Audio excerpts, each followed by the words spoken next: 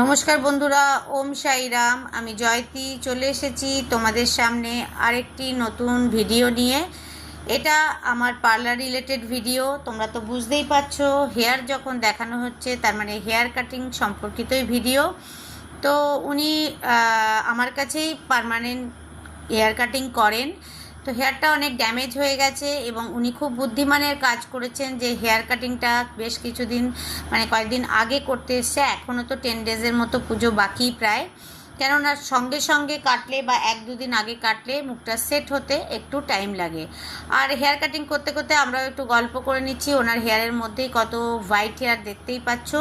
তো উনি হেয়ার কালারও করতে চান, তো কোন ব্র্যান্ডের করবেন, কি করবেন, কিভাবে করবেন, কখন আসবেন, এইগুলোই উনি কথা বলছিলেন। এই কাটিং করতে করতে এবং গল্প করতে করতে আমার তো হেয়ার কাটিং কমপ্লিট। আমি খালি বিফোর অ্যান্ড আফটারেরটাই দেখাবো, কারণ আমিও খুব তাড়াহুড়োর মধ্যে ভিডিও করছি। এখন আমরা সবাই বিজি, মা মেয়ে সবাই বিজি, বা প্রত্যেকটা পার্লারেই সবাই বিজি। খালি যেটুকুনি করলে আমরা দেখাতে পারবো, ওই জন্য সব কাজ কিন্তু আমরা দেখাতে পারছিও না। বেশি রাশ থাকলে আরও প্রবলেম হচ্ছে। তো দেখো, আফটার কাটিংয়ের পরে ওনার হেয়ারটা বিফোরেও দেখেছিলে এবং আফটার কাটিংয়ের পরে কেমন লাগছে।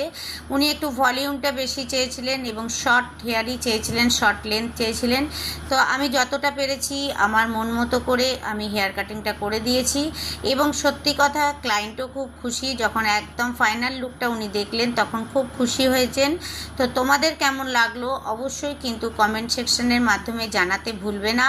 আসানসোলে যারা থাকো অবশ্যই আমার পার্লারে আসতে পারো, Urvashi beauty parlour, SB Gorai road, বরফকল মোড়ে। আর আসানসোলের বাইরে তো কোনো কথাই নেই। যাক, ভালো থেকো, টাটা।